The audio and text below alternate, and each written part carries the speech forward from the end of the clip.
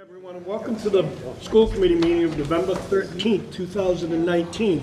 I would like to remind everyone that is here this evening, this meeting is being broadcast live. It is also being recorded for use at a later date if need be, so please keep that in mind. I would ask you to please join me in a moment of silence and keep the Worcester firefighter that lost his life today in a fire in your thoughts.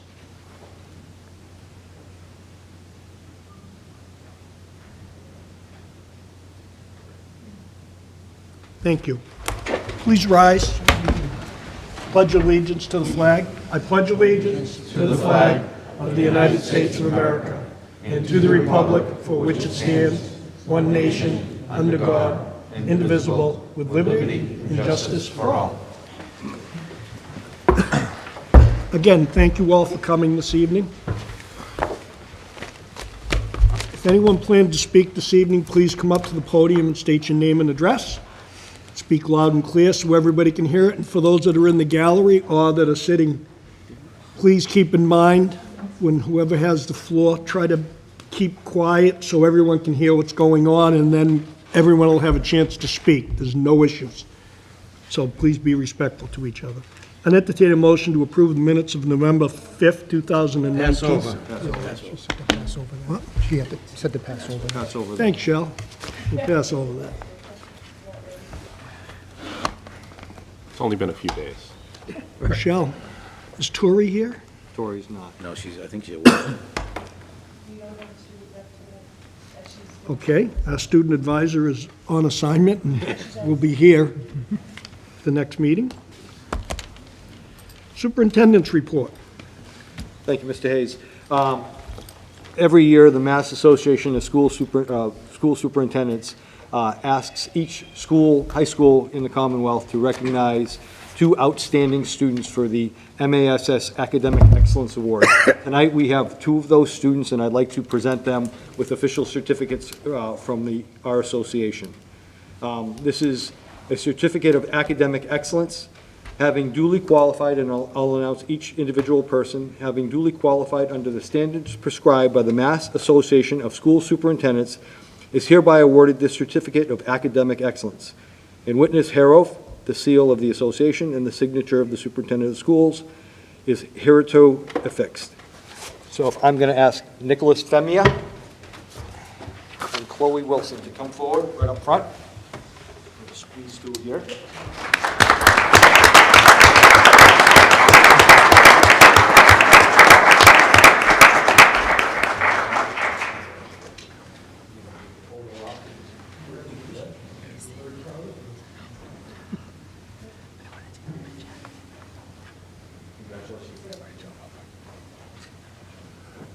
Nicholas Femia.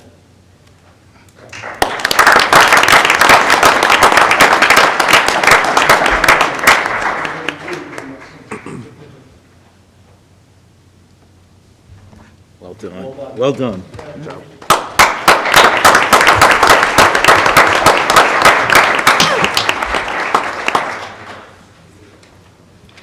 You guys can go home and study for AP. Nick.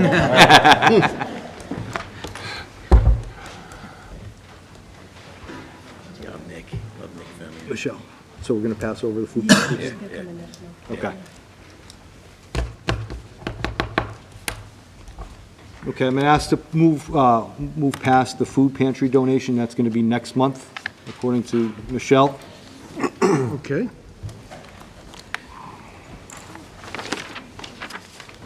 Town of Hanson cell tower placement. I received, it's in your packet, I received a notice from Mary Marini around yesterday, November 12th. The Zoning Board of Appeals will continue the hearing on the cell tower at the middle school. Verizon is proposing to move the tower 100 feet south of its original location due to concerns by the abutters. Attached is the revised revision.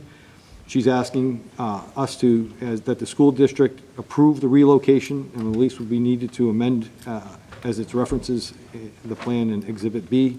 Hanson Town Council is aware of the request and will make the revisions to the lease if approved by the district and Zoning Board of Appeals. So I'm asking the school committee to review and move forward. It's 100 feet different. I'd entertain a motion to Accept. So moved. As you see in your plan, this says attached to the revised plans, and they've been attached to the relocation. This is also amending the lease at the same time, because we're relocating the tower 100 miles south, 100 feet south. So consequently, the lease part's going to be the vote too. Does everyone understand that? We have any discussion? Chris? So where was it before? It was 100 feet north. Plan north or actual north? What are we talking about here? okay. There's the I thought it was building. back here before. Here's where it was before. It's going to be back here by the sewerage system. Well, it says proposed. This is right north. here. Proposed Verizon. Yeah, that's where it was before, too. That's the parking lot. That's the Yeah. front. And the sewerage thing is somewhere over there. So it's going to be further away. These are, should show you East Washington Street over here. There's Liberty, the main road. There's the driveway in. Go ahead. Here we go. Yeah. The septic system should say right in here, somewhere around here, there's a septic system in this vicinity, and they're moving it this way. So this is an old, This is the parking lot yep, that you see. right. It was over here somewhere, before, closer to these homes, and they're moving it south. This would be north. Yep. They're moving it this way, 100 feet. So what's the distance it will be from the school? I'm just curious. I believe it's going to be a couple, 350 feet or so from the school. When you come into the back of the parking lot, the school buffer zone between there and the septic system is probably 350 to 450 feet, and I believe it's going to be 100 feet from there. Towards, if you look through the woods from an aerial view, Whitman Street cuts over to Winter Street, and they intersect. It's in that type of direction. But to tell you exact square footage, I wasn't at the meeting either. Ms. Davis? Fred? And still subject to all the rules and regulations of the town of Hanson as far as fall zones, et cetera? Yes. That was part of the original, I was at one of the original meetings that the fall zone didn't give enough space, even though it's pretty heavily wooded. The fall zone itself, Okay. I guess, the town has regulations for how many feet, and they needed relief from that. That's why they moved it 100 feet, I believe. Okay. As far as I'm told, I was not at that meeting. But I know that layout pretty well. This should be Whitman Street. Oh, it doesn't even show a street. No.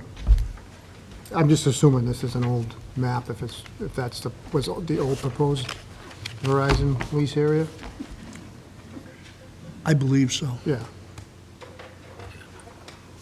Chair Hayes, last year when this was brought up, was there talk about the provider offering any type of educational or programs or? Yes. Not with the school, can we review any Yes, Jeff? conversation? I'd have to go back to, but that was part of their original presentation, was they would provide education and service to the regional school district once they put the tower there.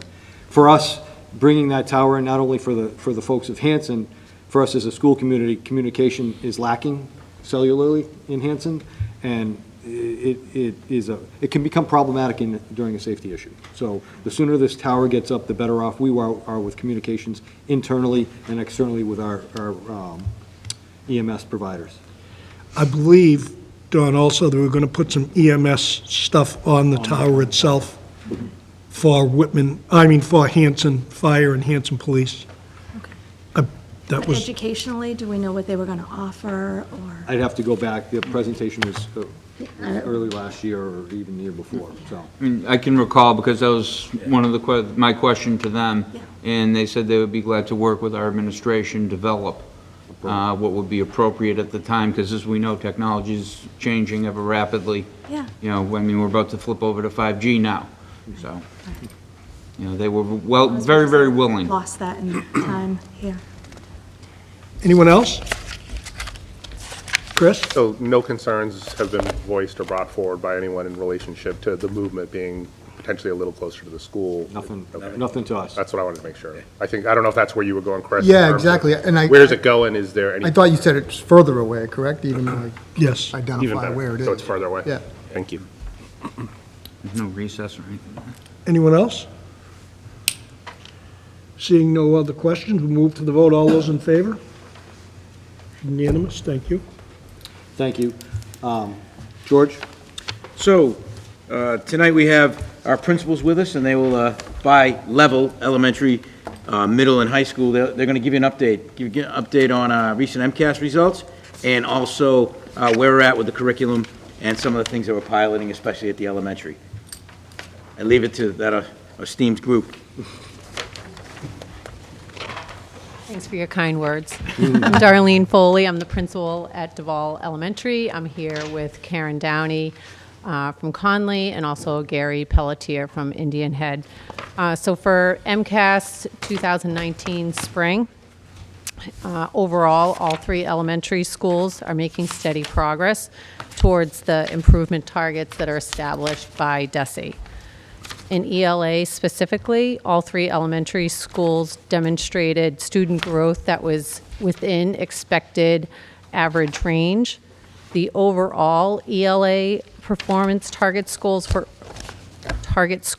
all students took a slight dip, but still remained in the state target scores.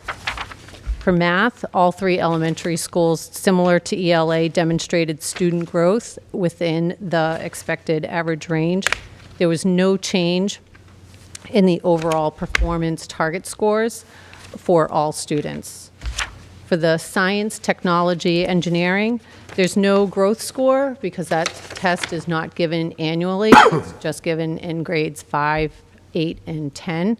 So for the 2 fifth grade cohorts at Duval and Conley, there was no change in the overall performance target scores for all students, but we were 5 points above the state target score. So our results are typically in the consistently in that average range.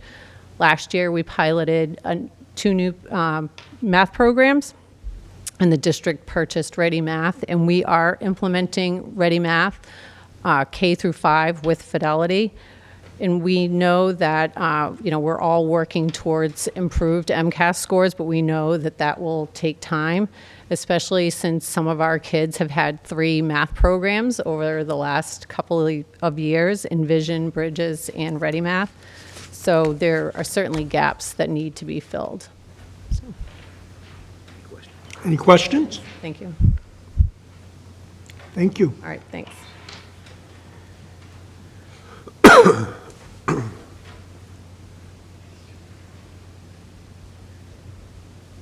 Good evening, Bill Tranter, principal at Hanson Middle School, speaking on behalf of the middle schools.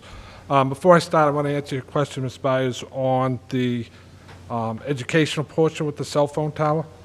I was in contact with the folks from Verizon at the end of the school year, and we were talking about developing a program for them to provide to middle school students.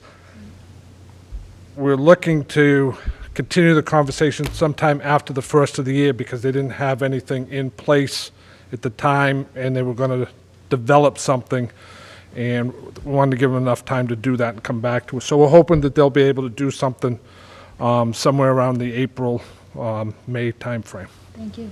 So that is in the works. With regards to the middle school MCAS scores, pretty much similar to the elementary. We're right in the middle of terms of state average. When we looked at the scaled scores in all of our grades in ELA, math, and science, our scale scores were either at or 1 or 2 points above or below the scaled average of the state. So there was not much of a difference. The one area that we were able to notice that when you look at the exceeding, meeting, and partially met, we were right pretty much at the state average, except for not meeting. We were below the state average, which is a good thing because we have fewer students not meeting. So we're right there. We'd like to do better, but there's things that we did see. Our ELA scores were a little better than we had expected, considering the fact that our current eighth graders are the first groups that haven't had a literacy program in the elementary schools. Now that we're starting to implement literacy in the elementary schools and doing a couple pilots, and I get the privilege of being able to see that firsthand with the fifth grade, they're noticing a big difference. So we have a lot of hope based on what we're seeing in those pilots. So when we implement something next year, we're expecting those scores to rise. And our science scores were pretty good, considering it's the first time that they gave the next generation test when they redesigned all of the state standards.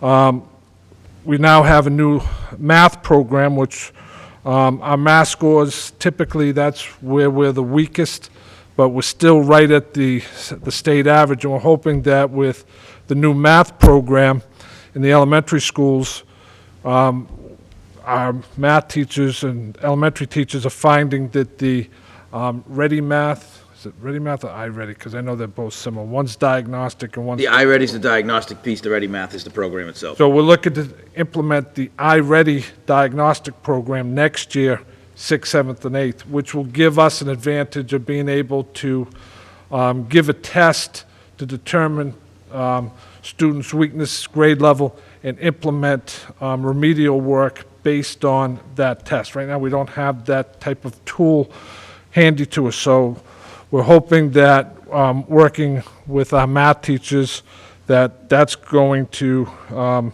make a big difference. Also, like I said, the literacy program, and working with Amy Fleck and her initiative going with the high school into the middle school using notes, which is a kind of a close reading program that our teachers really like, and we're starting to see some evidence of improvement there. Our one area of weakness in all that is writing, and we're starting to do more writing to pull up the writing scores. They've been spending a lot of time on the narrative writing so far in the fall, so we're going to be working on that as we head towards the MCAS test in the spring.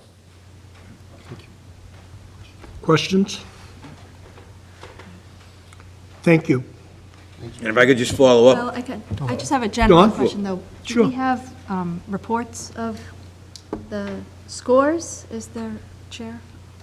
yeah, you can have whatever it is that you like. Today, we just reported out. Last year, we just reported out what our general scores were, but if there's anything you want particularly, I can get them for you. Okay, Yeah. thank you. I just wanted to follow up with Bill for a second, is that the math program that we have at the elementary, the iReady Math and the Ready Math curriculum, if we do extend and take that diagnostic to the middle school, the goal is to reach some of those pieces that we really haven't been able to reach in math.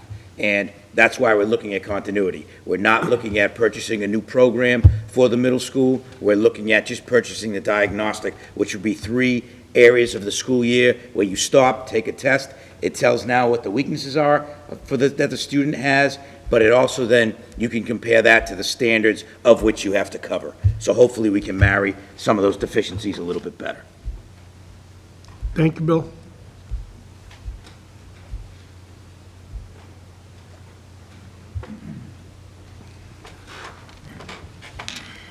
Good evening, Chris Jones from the high school. I just, basically the same thing you heard as far as scores. We're right in the middle, where most of our scores are either a point or two above or a point or two below the state average. A couple of things to make note of is that we're designated as making substantial progress towards the targets as designated by DESE, towards meeting all our improvement targets. It was a new year last year for the high school in the areas of English and math because we went to the computer-based testing with the next generation MCAS. So we had to do some training of teachers and even working with some students on taking these. Students had seen it in the middle school, but the bigger issue was teachers and us being able to handle it with our infrastructure, handle the computer-based testing. It went well. Our students performed well for what we were expecting, and we're waiting to see what happens the next year when the tests start to norm out at that computer-based thing in the next generation. as far as scores go. So that being said, we're solid in the middle. A couple of things to make note of come in the areas of math and English specifically. Math, our student growth was a little below the state average. We were at 44.7 while the state average was 49.7. And, but our students, 55% were meeting or exceeding expectations, which fell just below the state. And those are the new designations. We moved to those new categories of ranking, which is where they had to scale the scores over from. So while we're a little below the state there on the new categories, we're looking at how we deliver instruction in the classroom. Because right now, we deliver math in a conceptual-based way, which is to say how students can take math, see what they need to use, decide what they need to use, design it, and implement it, where the state test we're finding is more of a concrete mechanical application-based type thing. So there's a little disconnect there. So we're looking at how to remediate those mechanical skills moving forward, but still keep that conceptual-based application piece so that it's more useful once they get outside of the classroom.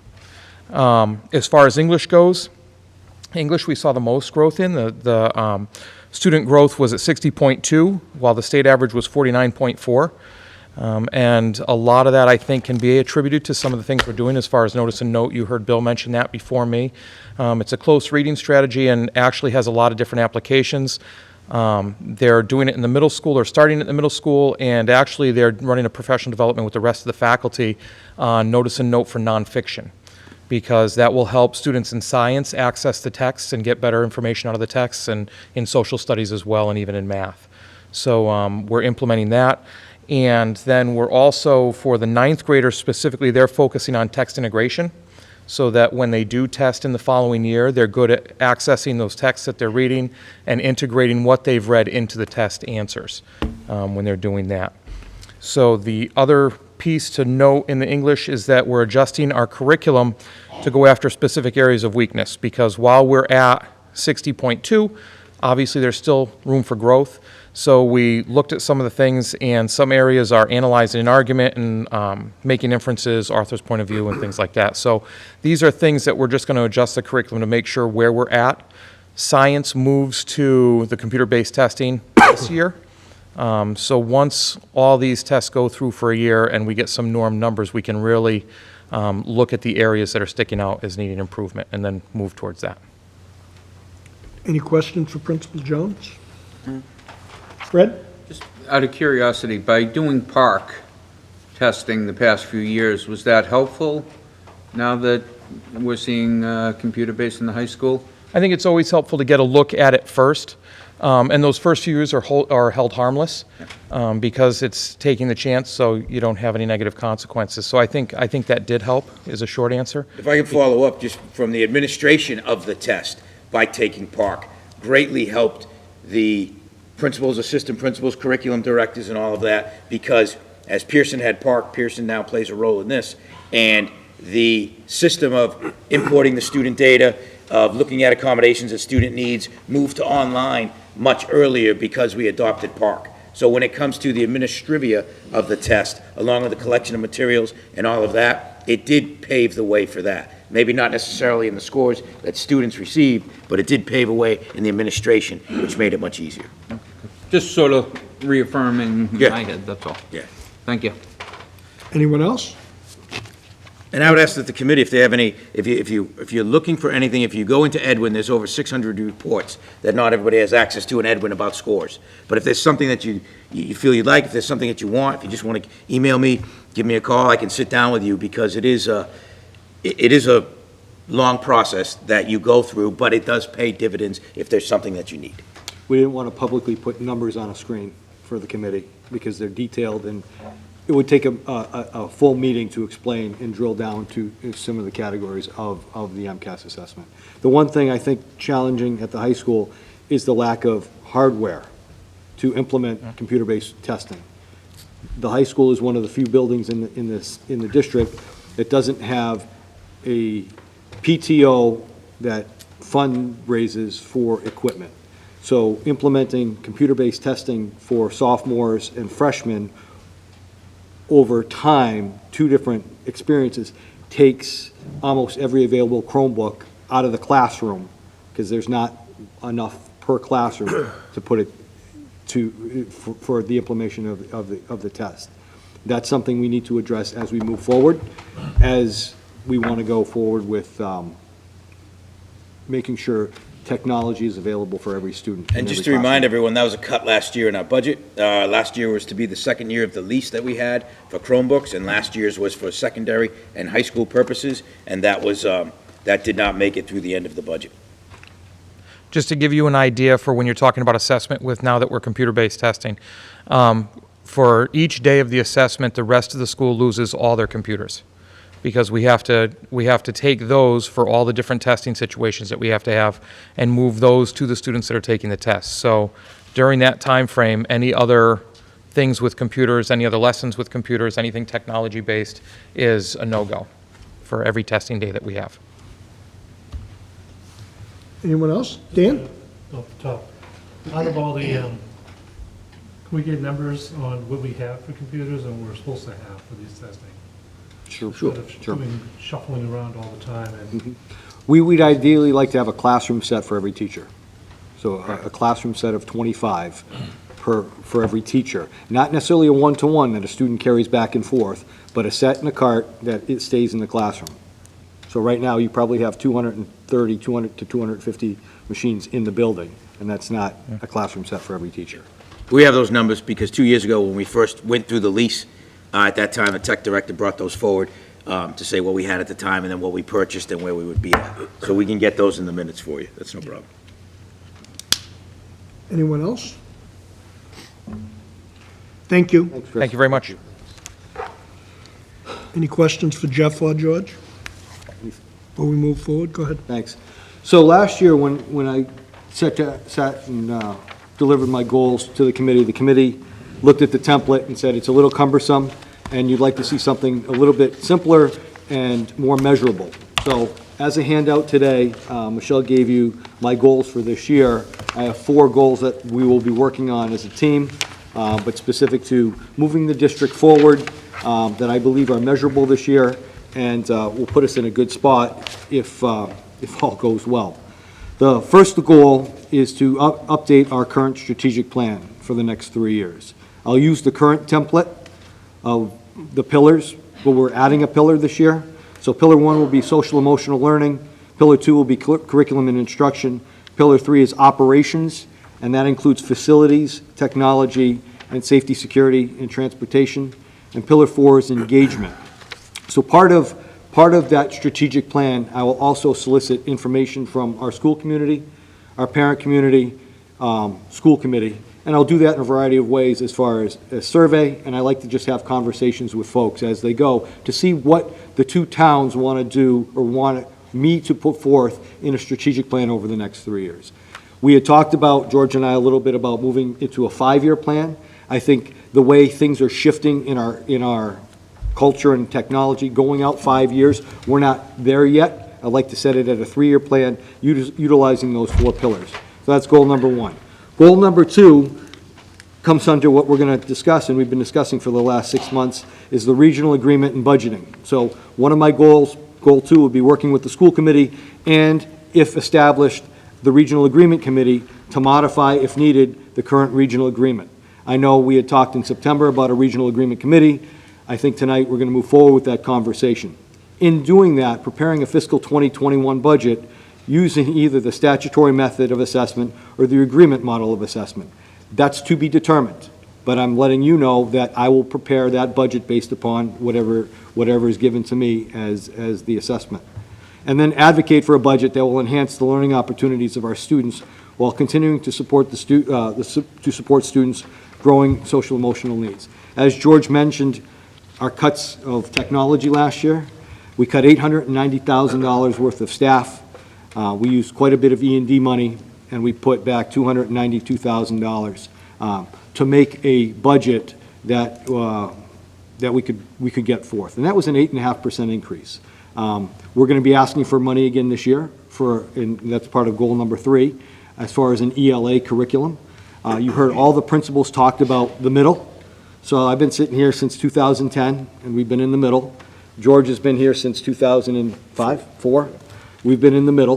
What we've seen as that middle is a lack of foundation blocks in program and instructional delivery in the elementaries.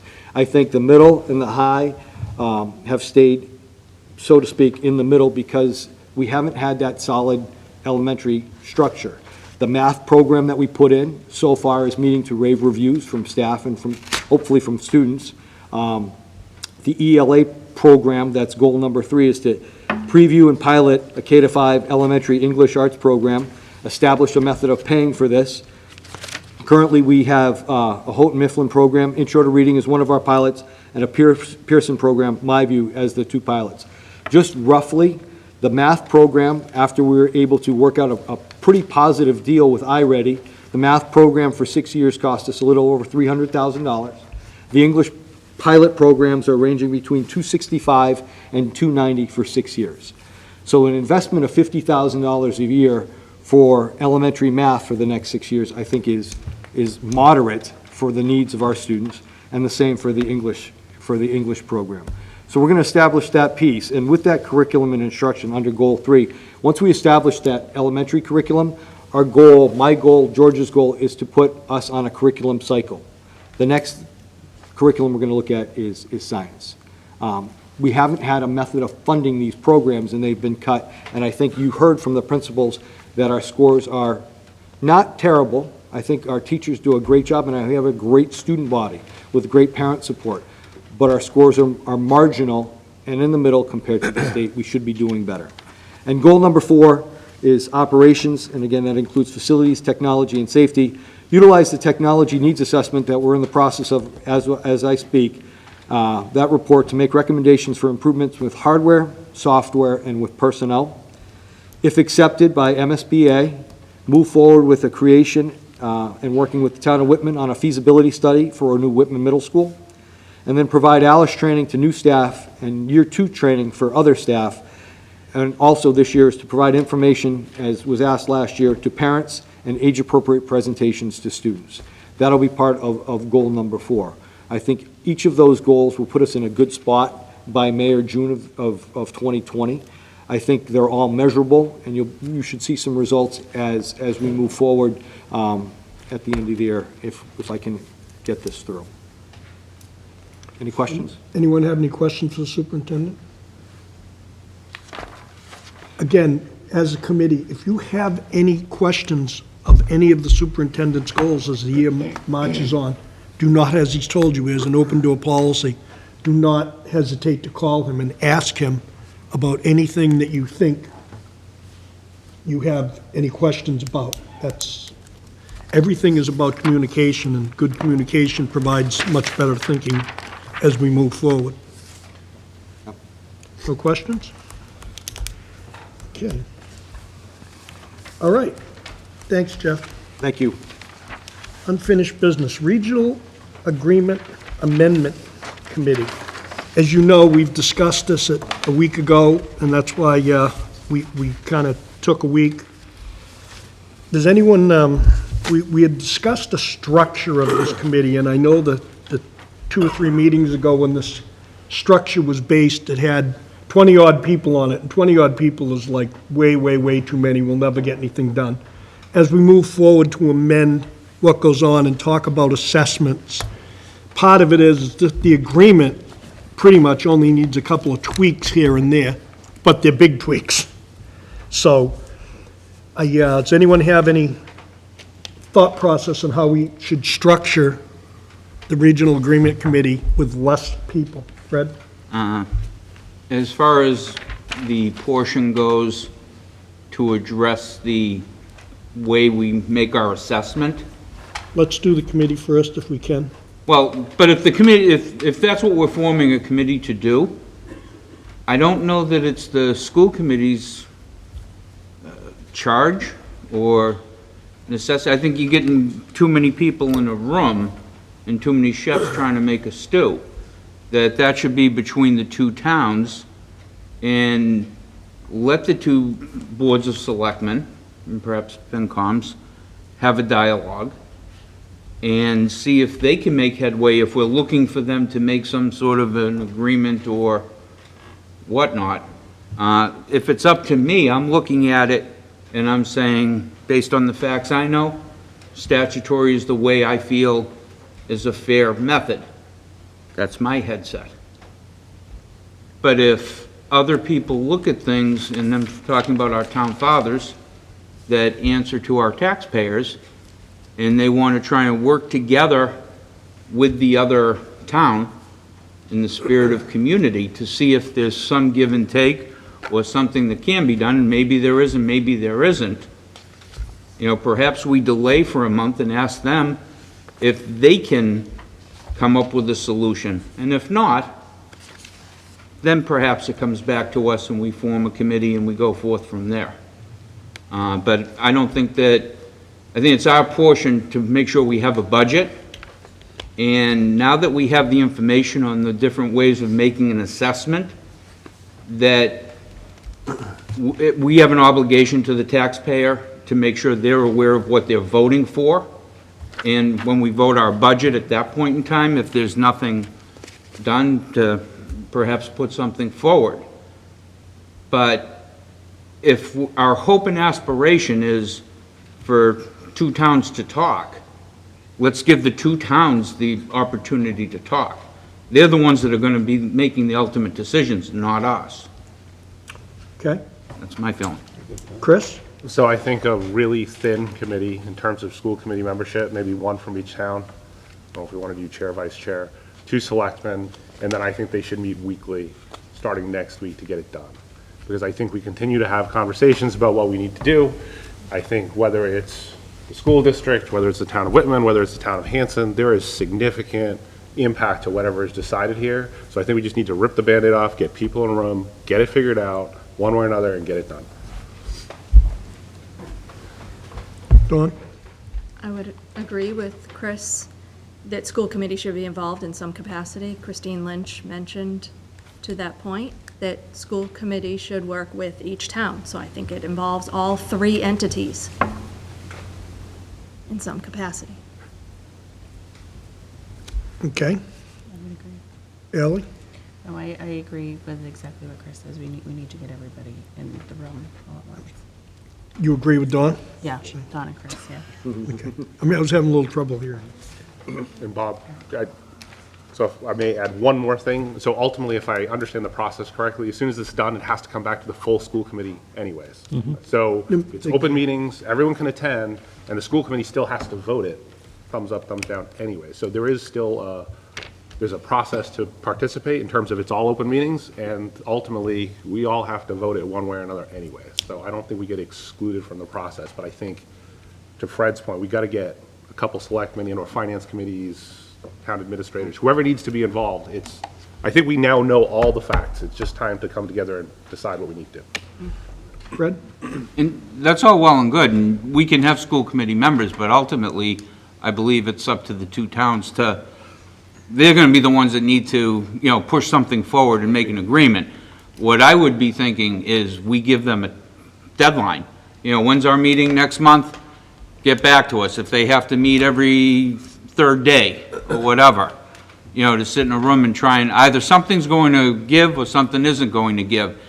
And going at it with the full knowledge, at least in my mind, that if there is no agreement, it's going to end up being statutory no matter what, because one town, whichever way this committee votes, one town's going to approve a budget and the other town's going to not approve a budget. And then it's going to end up at the super district meeting, or the district-wide meeting. And then if that budget doesn't get done, then we end up having to go with the state's 1/12 until we get something done, which I don't think anybody wants. And then you have the second elephant in the room, and that is the ever-increasing school budget and what our needs are, which obviously our needs are great. And at this point, this is what affects the kids in our town educationally, because they have needs. And we should be fulfilling their needs. And unfortunately, there's no way, you look at what our budget is, and you look at how quickly our budget grows, and you look at what our revenues are, and it's realistically impossible to keep up with the growth of the district with two towns when so much of your monies come from a source that is only increasing at less than 0.5% a year? So I don't know what the answer is. And, we would have to, say a few Hail Marys or whatever, but it's quite frustrating. Chris? I agree with Chris and Dawn. A couple of reasons. I see this kind of as the process we go through every year with the budget, where we put together a budget and then we bring it to the towns, and they ultimately decide on it. And add to that the need to get this going as soon as possible. I think it's best if we start with the committee that we're talking about, and then, come back to the school committee. Have it at that. This has come pretty much full swing in the last 2 months. Dan? First we were in a hurry, now we're, Well, I can see where Fred's going, but unfortunately, we've been late, and I don't think we can wait on other entities anymore. We should have been doing this 2 months ago, having this regional agreement done in a room already. We still haven't really met in a room yet. So, we can't wait around anymore. We, like Chris and everybody saying, we have to get this done. The budget season's coming up too quick, and the way this always works in the towns, down the road, down the road, down the road, miss. Then it puts us further and further behind the 8 ball. We can't play that game anymore. We have to take charge, go forward, get this done, get it out there. Otherwise, I see us going to that 112 system, and then our school systems are gonna be so far behind, because they won't get us what we need. That's just the state. So, we whatever it has to do, we have to get it done and get it done quickly, because I don't think we can afford the time anymore. It would be nice to have them go in the rooms and figure this out in a week or two. I don't see it happening, though. I have, okay, go ahead, Dawn, because I have two select persons here that are probably going to give us some input. My response to Chris Howard and agreeing with him, just to add on to that, is because we heard from a lot of Whitman members last meeting. I haven't heard from the Hanson side, and I would like to hear Hanson FinCom, and that's my reason for saying all three entities need to come together. It's what Christine Lynch had said. School committee, work with both your member towns to come together, work together on this. Part of that, I want to mention, we haven't had a chance to talk about the Mass Association of Regional Schools reports, MARS. They gave us member town reports of both Whitman and Hanson. I think as a school committee, we have a lot of information in here ourselves that we can look at both of our towns, and that's what this was meant for, to try to get a good grasp of our school budget and where our towns are at. Some of these numbers I read from the report, fiscal year 19, and as the superintendent had said, we just cut $900,000, lost positions last year, but these reports tell us about our towns. Combined last year, there was an excess levy amount of $610,000. So that's taxable revenue that was not collected. It talks about free cash and stabilization amounts. Both towns have healthy balances. Whitman combined is $3.6 million and Hanson $2.6 million. I'm not saying what they should do with that. I'm just saying that these reports tell us information about the towns. Educationally, a percent of the town's budget spent on state average is 47% from a town. Whitman spends 46% of their budget on education, and Hanson 44%. We can talk about target share too, where you should be. Chapter 70 reports say we're not at target share yet. Both towns have not met that. So we're below average, and just like our scores are at average.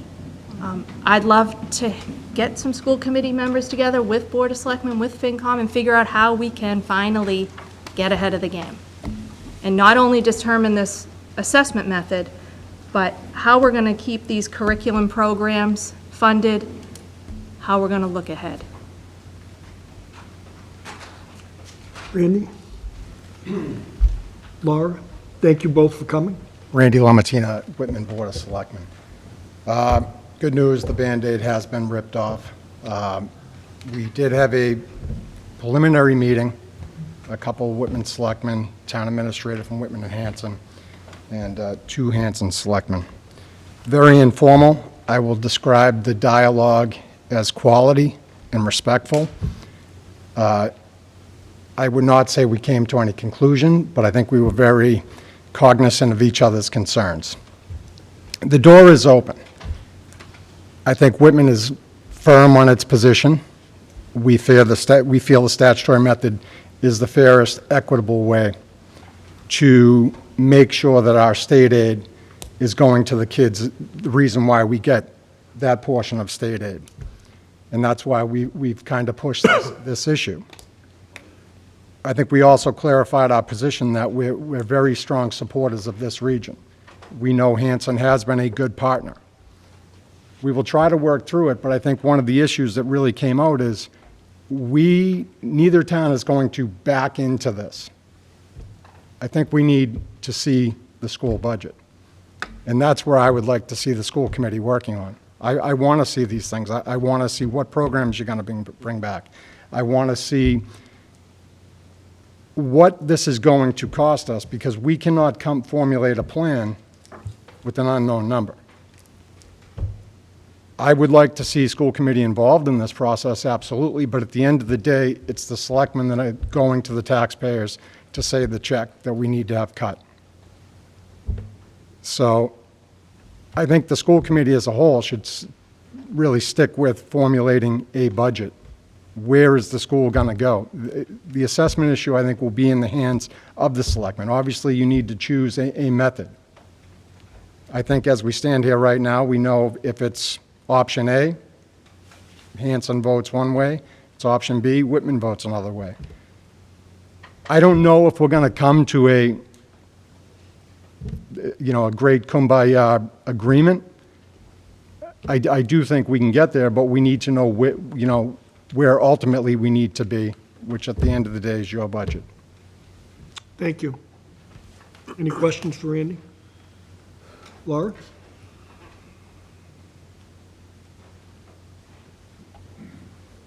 So as Randy mentioned, we met last night, and I guess I see things similar to, and I have to say this is probably the only thing I've agreed with you lately on, Fred, but I do think that it ultimately will play out where the state's going to take over, and we know each side has sort of picked its weapons, and we've got the position, right? I mean, Hanson takes the position, we've got an agreement, and it seems quite ungentlemanly to say, screw the agreement. We want to just throw that out and go statutory. But we had a good meeting last night, and we understand where Whitman's coming at. If it was Hanson in that same position, and I am doing this for Hanson, I'd be doing what's in the best interest for the citizens of Hanson. And I think that the guys from Whitman are trying to do the same thing. In the end, I think we also are cognizant of the fact that while we're trying to do what's best for the citizens in our respective towns, we don't want to see the schools harmed in the process. But I guess what I would ask from you is we need transparency and clarity.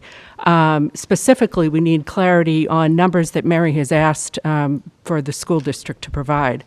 And I emphasize this because we really cannot sit down at a table and figure out a path forward if we don't have the facts, and we don't have the facts right now. We don't know how, we have the Mars stuff that's telling us revenue and what the town has got for revenue, but I don't have anything in front of me that's saying, the schools in Hanson cost this much to operate. Here's what the teachers for Hanson are costing the district. Here's what the special education costs are for Hanson. I need that information. It would be bananas for us to sit down and try to figure out any kind of an agreement if we don't have those numbers. We just can't do it. It's literally like working in the dark. So I think what you've got here is 2 boards of selectmen that are committed to trying to work together, understanding that probably means neither town is going to be happy if we do come up with some agreement. It's like a little bit of pain for everybody, possibly, if we look at like a transitional type of thing or whatever. We haven't really even gotten into any details because we really can't without the facts. So what we really need from you guys, and when I'm prevailing upon you to please get to us as soon as you possibly can, is those facts so that we can sit down and in earnest do what we want to do, which is try to look at this and see if there's an equitable way for us to move forward. And I think that's all that anybody could expect from us, and we're willing to do that. And again, we haven't each talked to our full respective boards, but it was two, selectmen from each board and our town administrator, and I think, when we each have our meetings on Tuesday night, I feel quite hopeful that people are going to say, yes, we'd like to try to see if there's a way forward. What I couldn't do is live with myself if we didn't try. I can't promise anything. Like Randy said, we don't know what's going to happen. And, we may go through this whole entire exercise and then ultimately, right, it's the taxpayers who decide. It's the voters who decide, the people that show up at town meeting. And we may come up with a fantastic plan and they may say, guess what? We don't think it's so fantastic and we're not voting for it. But I can't live with myself if we don't at least try to open up the dialogue and have the conversation. And so that's where we're at.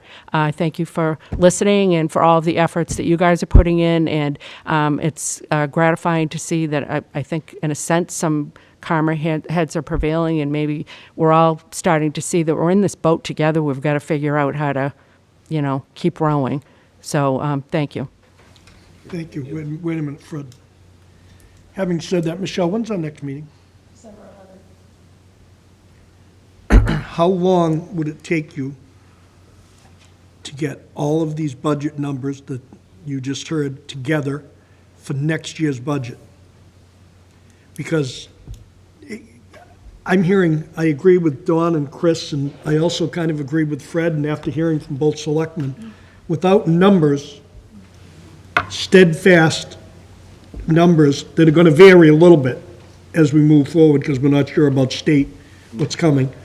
But I'm pretty sure we have a contract, we can figure out what that is. We can get you a preliminary in-depth, or a preliminary budget based upon our contractual expenses, based upon the new curriculum that we're going to choose, based upon some of these things, by December. We did that for FinCom for Whitman last year. So we can do that for December again. I don't want to set it in stone, because that will depend upon state aid, or Chapter 70 money and things like that.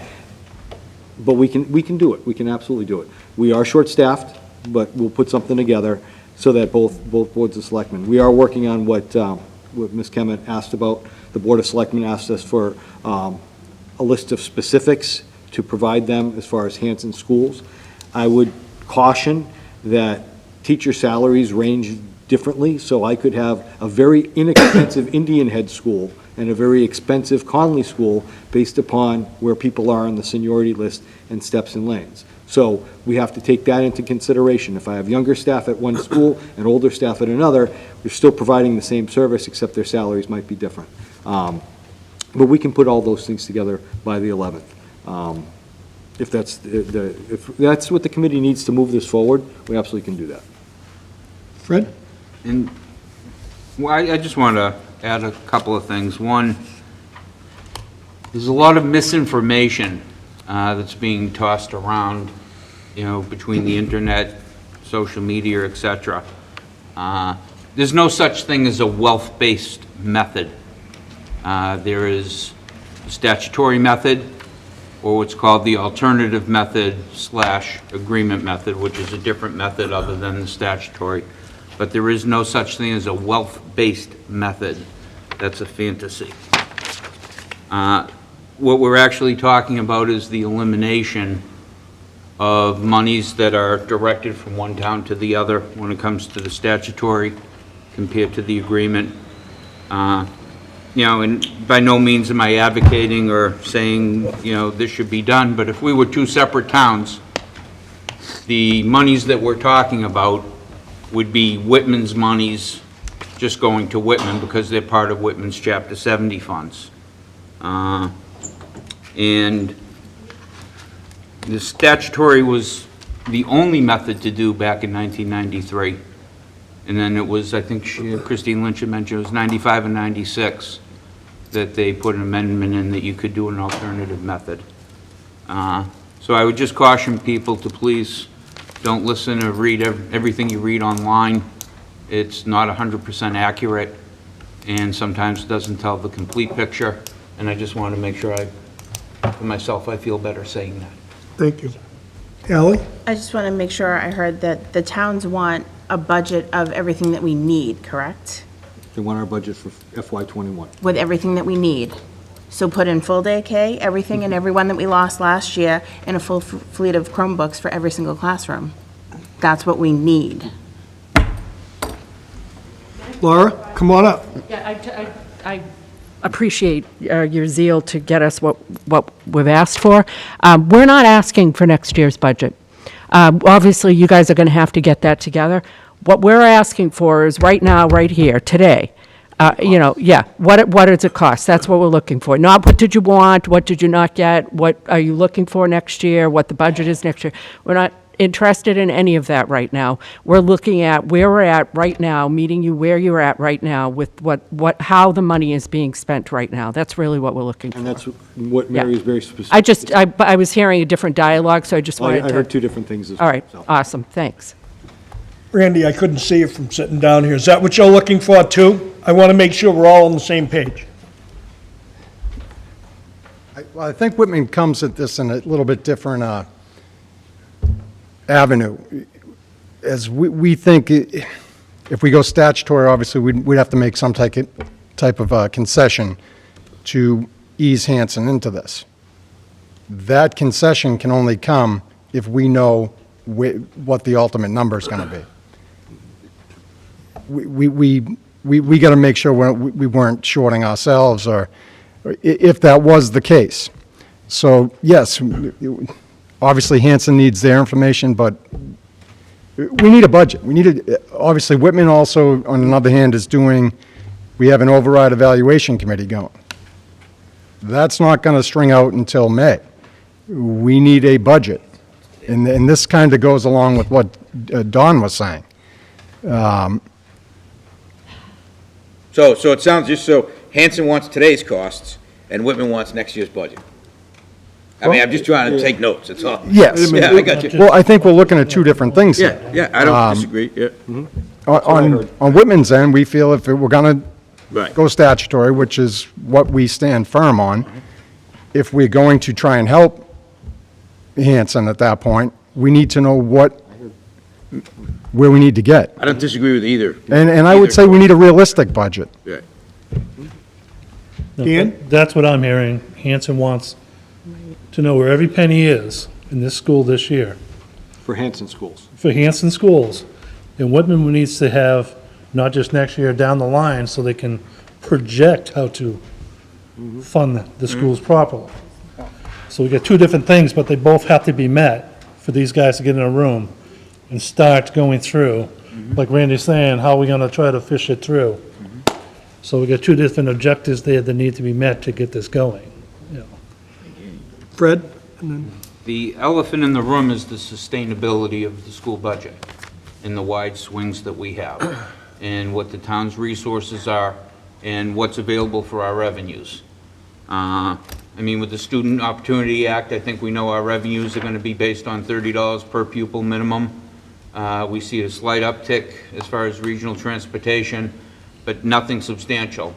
I mean, look at the House Ways and Means, or the joint session of Ways and Means right now. They have the FY19, not 20, 19 supplemental budget, which would give us more money for regional transportation. And the House had one number, I think they were 2.6 million. The Senate said, oh, no, we're going to do 5.2 million. I mean, it's decent money for us. It's important money for us. So now it goes into a conference committee for them to decide what number they're going to end up being. And then, well, we'll split it up, half this year, half next year. So half for 19, even though it's a 19 appropriation, and then you'll see the other half for FY20. Well, they're stuck in committee, they can't make an agreement, and they go out on recess this week. So if they don't come out and figure something out, who knows what happens to that money, or if we'll ever even see it. So that's what we've got going on, that's what we've got dealing with. And if I sound like bitter apples, I'm sorry, because I am. So when half of our monies come, you know, $25 million comes from the state, and they're only increasing their revenue by 0.5%, our towns can only pay so much. They only have so much revenue.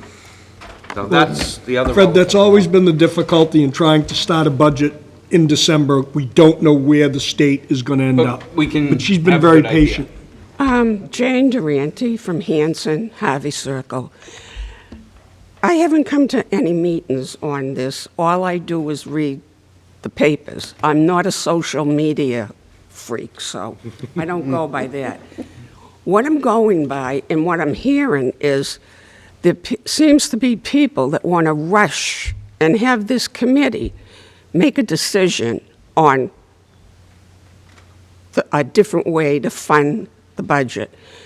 I think what our chairman of our selectmen in Hanson, she sounds very logical to me as a person sitting here. The here and now, that's what she wants, and that's what she wants to see, and that's what people will want to see. Now, we've had the same funding for how many years? I worked in the schools since '81 up until 2012, so we never had an issue. We went by the percentage. Now, whatever they're calling that, I couldn't quote it, but I understand Whitman's in a crisis. I read the paper, I hear they, you know. Is this a way to go? When our assessment in Hanson, and correct me if I'm wrong, may go up to over $1 million. That's correct. Okay, so, I mean, that's a lot of money to swallow. And I don't know, I mean, I hear people say, oh, they think that we're rich in Hanson. I don't know if they think that, I really don't. But all I know is fear. And I think what the chairperson, Mrs. Kemet, has asked this committee, why are we going to rush into something? Let's get the facts, the here and now, what it's costing Hanson, Whitman, and look at it and figure it out. She want to ask a question? I don't care. It's not a question. I just want to point out that everybody, I keep hearing that Hanson wants to know how much it costs for Hanson. This is Whitman-Hanson. We don't differentiate between Whitman students and Hanson students. So we don't look at the budget and go, this is how much it costs to run I worked in the Hanson's. district. We never did that. Right. So We never that's how are differentiated between How would you get Hanson or numbers saying Whitman. this is just Hanson? There is no just. Well, we have to look at, as you people, Whitman representative, Yes. as you were doing in your town, on looking at your financial situation and what can we do to make it better, okay? Well, we have to do the same thing in Hanson, and I don't think it's unrealistic for what Mrs. Kemet has asked. And I don't think we should rush in. I think it's what the people, yes, oh, you're in agreement on the Board of Selectmen, Whitman, unanimous, that you want the alternative. Well, let us get what information we need. I would want the alternative too, if I was going to get $1 million that I don't have to pay. That, I'm not accusing anything, I'm not saying anything, but let's be fair about it and let's just get the here and now information that Mrs. Kemet has asked for. And no rushing into this. Thank you. Chris? So I'd like to clarify my Chris, comments in terms of the rush. I think we need to rush into the dialogue. So I'm not saying we rush into a decision, but I think we need to rush to come together. So the whole conversation that I'm now hearing, I think there would be value in having the selectmen together and the school committee, some representation together, to do this transparently. One of the issues we've already seen, and I think both towns are making very valid points. That's great information. I would ask the same question, why not? But my concern is, if we give some folks in some towns some information, and some folks in another town other information, I'm just very concerned about, and it's not the folks that are here, it's the folks that aren't here, selectively picking and choosing certain data points to make certain arguments. So I think there's value in people coming together as a group, united, to say we have to figure something out sooner rather than later, but let's do it in a session that's very transparent, everyone can see everything. So completely respect your point. You might say, hey, I don't really necessarily want to see the Hanson, or I don't understand how that would be provided, but sit in the room and see what they're providing so we can kind of understand what's being looked at, and so on and so forth on both sides. So I think this whole conversation brings me back to, I really think we need a regional agreement subcommittee sooner rather than later to have a good informed discussion to come together and seek a resolution. Frank's been very patient.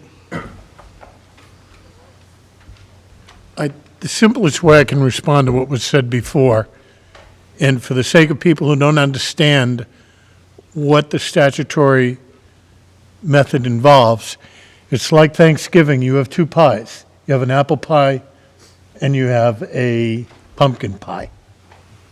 One pie, which is the state, provides money in a certain way for each town. The other pie is the region, which has to merge all that together. So the simple explanation is, when the state gives money, it allocates money based on community needs. Then that's merged in the budget, and that's what we're not doing now. And I'm not going to stand here and debate the value of statutory versus contract. What I want to say, and since I don't know any delicate way to say this, I'm going to be indelicate. I understand what was requested earlier, which was costs by community and by building. And I get the reason for that. And I actually think that it has some methodology to allow us to better dig into the budget. Each year, you present us with a budget, you give us summaries and totals, we review it, and then we vote on it. What I think is being said, and someone will correct me if I'm wrong, is we want to get deeper into the budget process. We want to understand what the costs are individually and where they're coming from. So I think there's validity in saying, show us your separated costs, how much it costs to run the Hanson Middle School, how much it costs to run the Whitman Middle School. And right now I'm talking about operational expenses. Salaries are a different story, but they can also be allocated based on what's in place, and it's not a perfect formula. But we're trying to get a sense of where we're going, and the only way to know that is to look at where we've been recently. So to qualify the request that Laura's making, I would say generate expenditure reports for buildings and for the high school. Break them out by year, 2018, 2019, 2020. That gives us a 3-year picture. Gives us a better ability to examine the budget and understand where those numbers are coming from. Because as long as we keep handing out spreadsheets that show 20 million here, 30 million here, no one really understands it. And I agree with Laura, that will be helpful to getting a basic understanding. And then the second element is, where are we going? What's sustainable and how do we get there? We need to identify in a more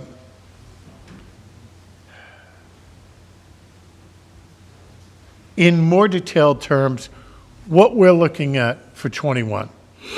The budget for 20 set. No matter what happens, that number's fixed. If there's a variance, you're going to go into E&D to either fund it, or E&D is going to get credited at the end of the year. So if we have the history for 18 and 19, and you look at that on a 3-year basis and then look forward, we can at least understand how that budget builds. It's not enough to say we grow 3% or 4% or 5% a year. Where are those numbers? And they're all important. Insurance is important. Health insurance is important. Salary and other salary expenditures is important. Because somebody gets a salary of $102,000 doesn't mean that's what they're going to be paid this year. What's the total cost? What are those other costs that we're paying in either contributions to 403Bs, allowances for expenditures, credit for life insurance, things like that? That's all part of the cost, but it's not reflected in the salary. We detail that information at a townwide level, and we're looking for that detail at a regional level so we can understand the budget. I don't know how to put it more simply than that. Jeff, this question to you before we get to Chris. Is this something doable? I mean, can you break it out? I don't see, I know it's going to be a ton of work, but I mean, it is, both sides have brought up some valid points. As George said, do I have a choice? We'll figure it out. And we'll figure it out. We're smart, and we'll figure it out. And I would say some of that information is in FY18's budget book and FY19's budget book as a building-by-building breakdown of supplies and things like that. We've done that in the past. We moved away from that because it was too cumbersome. Last year, we can go back to that. Well, we can break it down. The only issue that I think, just being not a math accounting guy, is the insurance piece as we go. But anything this committee needs us to do, we'll nose to the grindstone, we'll figure it out. We'll put it together. And we'll have it for the next meeting, and get it to the towns. What I think going back to, as I've heard different things now about the regional agreement and this committee, my concern is that I'm gonna have to submit something to the commissioner, because we have a standing agreement right now. And if we're looking at changing the funding methodology, that has to be voted by the towns. I know the selectmen, if we work out whatever, but without approval of this school committee, and then the towns and the commissioner with a changing the funding source, I don't know if that's legal. We had our attorney here last time, nobody talked about making these arrangements. We talked about putting a committee together, we talked about including both communities working together, then putting it to the school committee, then to a town meeting, and then to the commissioner. And that's why the rush, so to speak, of forming a committee and getting some of this done. Because what I don't want to do is go into May and having misinformation and having one town vote down what we've done or what the select people have done, and we enter into that commissioners thing in July. So I love the fact that the towns are communicating. I think that's awesome. But I want to make sure we also have a committee in place to then maybe work together with this group of selectmen and the selectmen that are on this committee to make sure it's formed legally, and then we can get this done and passed at a town meeting in February or March and to the commissioner's desk by April, or if not sooner. That's my concern right now. As I heard all of this, I think it's wonderful that the communities are working together. That's better than it was in September. So this is good. Maybe a little bit of time was good, cooler heads, as a few people have said. But I also look at what we have in place and the law of what Andy said last week and what Christine said. We need to make sure we have something on the commissioner's desk. And she said, it's not going to take long. We don't have a lot of things. We could actually just take a part of that agreement, and do things. So I think what some of the members of the committee said is forming that committee, getting that in place, and then people can work together, and both towns can have ultimate transparency. We'll work on what Mr. Lynham said, we'll work on what Ms. Kemet said, we'll work on a budget for 2021. I think the 2021 budget projections are going to be not as detailed as we present in February, but we'll put something together over the next month. We want to get this put to rest so we can put something in place for you to see and to move our district forward for 2021. And get back to educating? Mm-hmm. Dan? And that's what I was trying to get earlier, what Chris is saying and everybody, we have to get into that. We can't really, it's nice now we find out they're getting together, that's fine and dandy, get together, start doing that, but as a regional district, we're gonna have to do this in like 2 phases. The first phase, like Chris, we gotta get in there and fix this, then vote that out as quick as we can, and then next year go back and fix all the little tweaks that were supposed to be done previous to this. That's somewhat what we're looking here. We're not gonna get that whole regional agreement done in a small time frame. We have to do it in 2 phases. The important part is getting the budget piece fixed, so that we don't get messed up by the state going into a 1/12 and putting the school system way behind. Like Jeff's saying, let's get them their information. Just like Frank was saying, if they need to look at, 18, 19, 19, 20, 20, 21, fine, let's get all that information, data dump it out. Let everybody have it, but we still have to form this committee and get it going, because these towns are awful at just kicking crap down the line, and then it's too late to do things. We're already late now, because we should have this done before February so we can get it into May. And, what, are we gonna have 2 meetings, and then we're into the budget cycle? So, expedition of this, get this done. Real quick, Jeff? When you prepare, and I'm going to go into the assumptions that this would be something the towns perhaps could you benefit from, can you also project revenues as well, and project them separately? So what Chapter 70 funds are allocated to which town? So they're, properly allocated? Pretty easy. Okay. Chris, thank you for being patient. We've had a lot of input. I'm going to mention one thing on the regional agreement. We had a committee last year. We went through and cleaned up a lot of those items that exist in the 1991 agreement that needed to be cleaned up. The only issues with that agreement, certainly something Hanson had passed, was the language around the funding. Unfortunately, I wasn't there that meeting, but it really should be a cut and paste from the DESI website, along with any agreement the 2 towns come up with.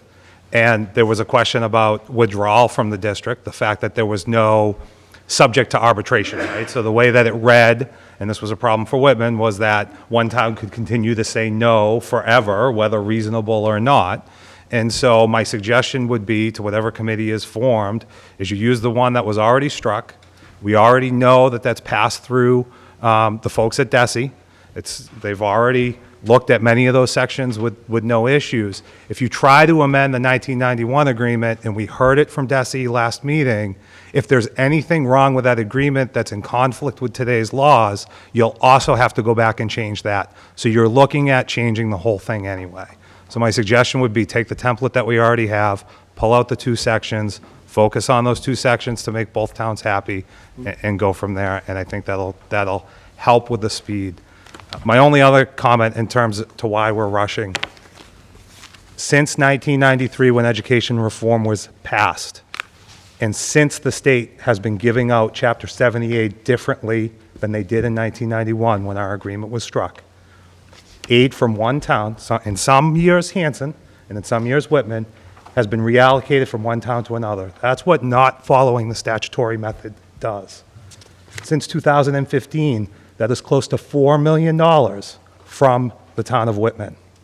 So yes, Hanson is looking at $1 million this year, but since 2015, essentially that number is $4 million. So as a taxpayer in the town of Whitman, yes, we are in a hurry. This was brought to the administration's attention in 2016. It was actually Bruce Young who forwarded me something that caught my attention that allowed me to find it, so thank you very much, Bruce. Sure. In an email that you answered to Mike Jones during the override, you included a partial link to the document. And Chris, talk to us. And I found it. So thank you for that. And so we are in a hurry. We are in a hurry. We can't wait any longer. It needs to be solved now. It has nothing to do with the way that costs are broken up. This is just about leaving the aid with the town that it's supposed to be with. Both methods take into account student population. The foundation budget used in the statutory method uses the number of students. It actually gets more detailed than the 60-40 split. It takes into account what grade level those students are in and the cost to educate students at that grade level. It is a better method, and it is in line with the Education Reform Act, and it is in line with what the state did to meet its obligations. Our agreement dating back to 1991 does not do any of those things. It's really important that we get this solved. Thank you. Anyone from the committee? Dawn? Bob, if the two towns, Board of Selectmen come together, school committee, and come up with some type of amendment to the regional agreement, has to get voted at town meeting. So is that our May town meeting? Well, yeah, go ahead. That's my question. There could be a special town meeting. Okay, so is that what we're striving towards, a special town meeting to be scheduled for It both may end up towns that to- way. I mean, we can't say there's going to be a special town meeting, Dawn, because they haven't got together yet. That may never happen, and it may go to May Okay. on its own. And then you've got almost 2 articles at the town meeting, one to vote this new regional agreement, and if it doesn't, then you've got a May not. budget right behind it that is going to default to statutory. I'm just trying to. That could happen. Okay. Yeah, or there may not be any new regional agreement. Right. And but you may have an additional article, you may be voting method and budget That's correct. at your town meeting. Okay. And we may stay with the same regional agreement and work on that afterwards. It's all going to come down to timing. Timing is everything, and part of it is, we're in the cycle right now, and we're forecasting what 21 is going to be, and that's always the effect that we get, as Mr. Small mentioned. When you have politicians that are allocating funding and they break off and no one's sure what you're going to get, when it could affect you between $500,000 to $1 million in a budget, that becomes a problem, especially when the numbers are set. And we talk about set numbers, but you don't get a set number until the governor's budget comes out, it gets voted, it gets approved. And every year they play around with the per pupil cost. One year we were at, I think, Josh and Senator Brady and Jeff Deal got $55 per pupil, and now it's back to 30. So, I mean, when you say, how much is that? Well, just figure out what $25 is by the number of students we have.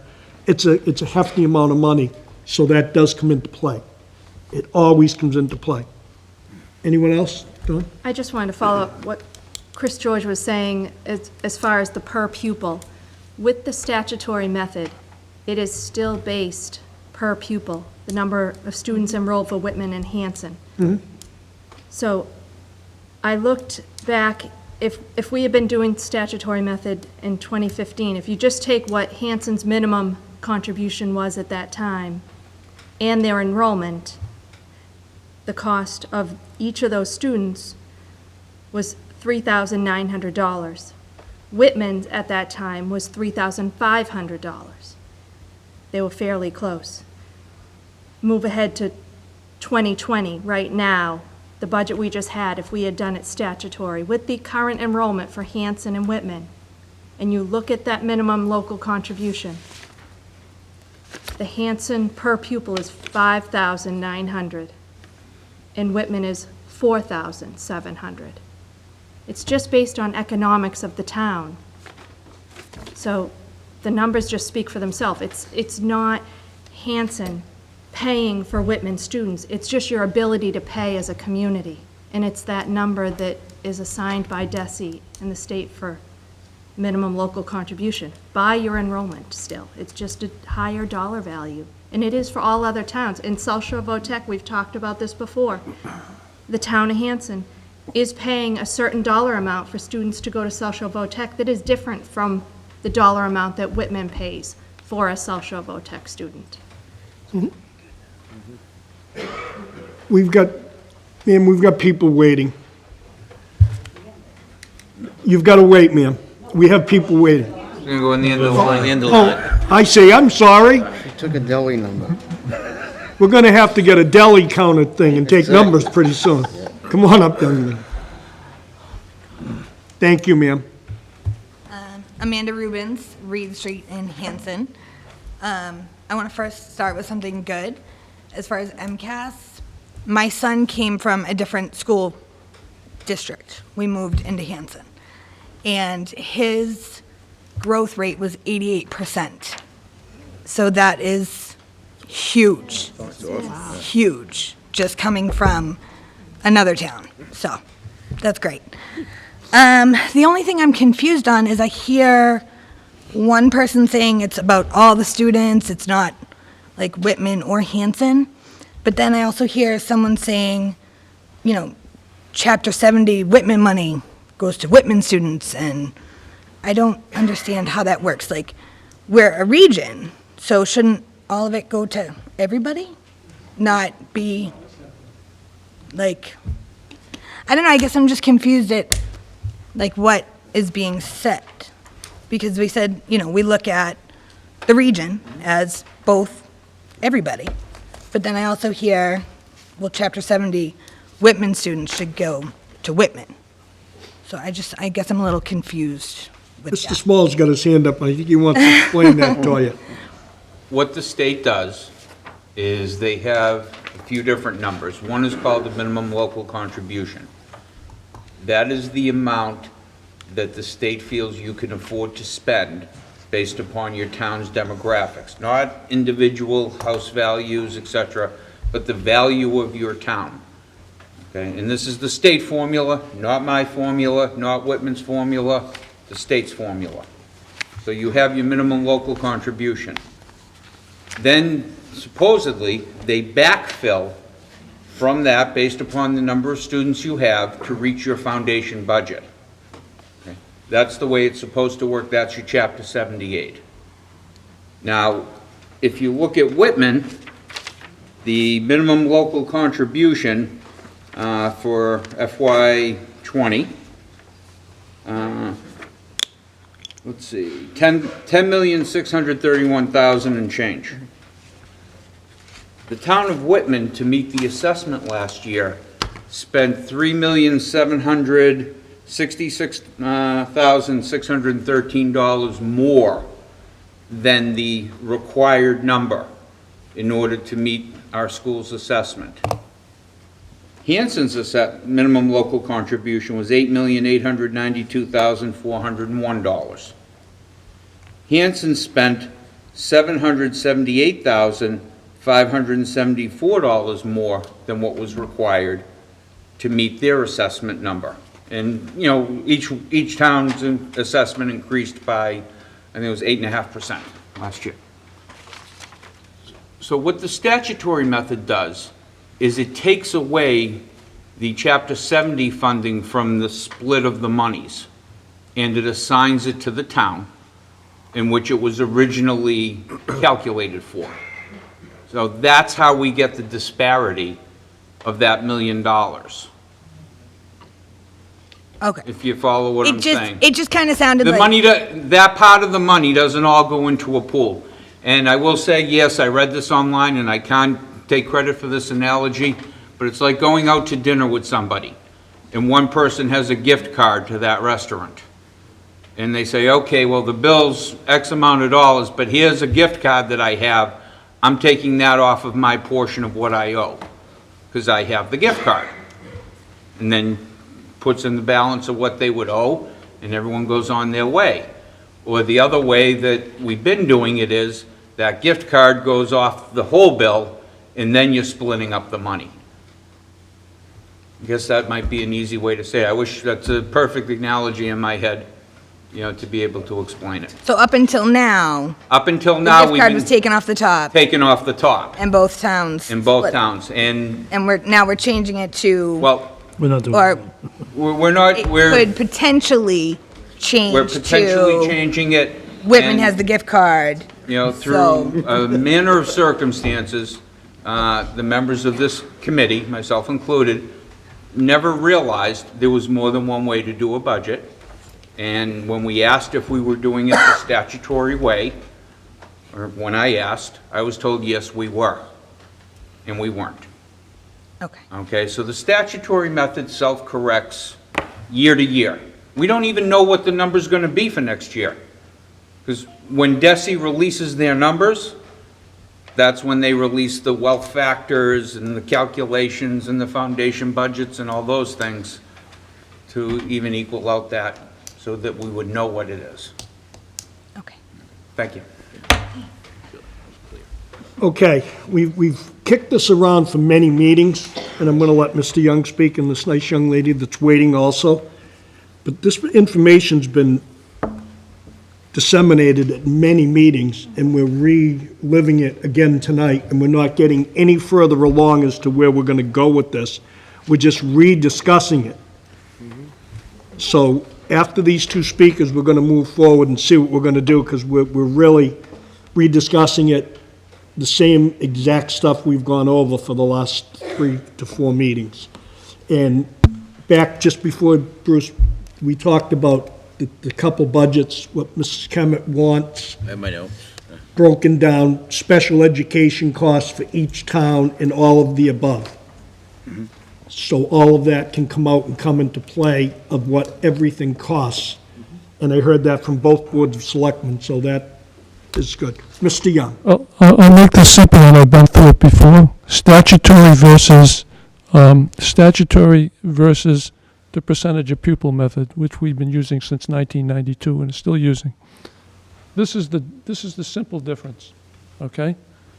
The assessment to both towns in fiscal 2020 that the town is responsible for, that's the net operating cost after you take the budget, subtract what you believe is coming in from the state and all other sources of revenue and debt that the towns are responsible for, you come up with the assessment to both towns. That was $24,069,146 to the two towns. Using the method that we've always used, okay, and broken down by the percentage of students from Whitman and the percentage of students from Hanson, 40.2% for Hanson, 59.8% for Whitman, based entirely on the 24 million, okay? Comes out to 9.7 million for Hanson, 14.4 million for Whitman. Simple, right? Take the statutory method, okay? If you take the statutory method, the figure that Mr. Small referred to as the minimum annual contribution, and that's prepared by the state, and the state takes the foundation enrollment, and to the foundation enrollment, they tweak it by the wealth of the community, certain factors regarding the wealth of the community. Income and valuation of property, and there's several other factors that are related to that. And after they do that, they come out to the minimum annual requirement of $19,523,939 as the minimum annual contribution of the total of the two towns. And that breaks down to Hanson, $8.9 million, and Whitman, $10.6 million. Now, figuring it on the statutory method, the state says, okay, you have to use those two figures as your first two calculations for figuring the statutory method. In that case, using the statutory method for those two figures, Hanson is not 40.2%. But when you tweak it by that wealth-based factor, Hanson comes out to 45.4 million, 45.5 million. And Whitman is not 59.8, but comes out to 54.4. You following? Following me? Doesn't sound like a heck of a lot. Another. Back into chapter 78. Yeah. Stop. One at a time, guys. Please Bruce, don't please confuse speak it. to us. Please Please don't speak to the committee, Bruce.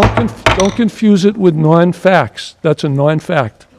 Just keep following me. That's another 5%. Doesn't sound like too much, but when you apply that 5% to the $19.5 million, okay, what that does is it turns Hanson's contribution of 40.2% under the old method into 44.5%, and you go from $9.7 million to $10.7 million, another $1 million. And you reduce Whitman from 14.4 down to 13.4.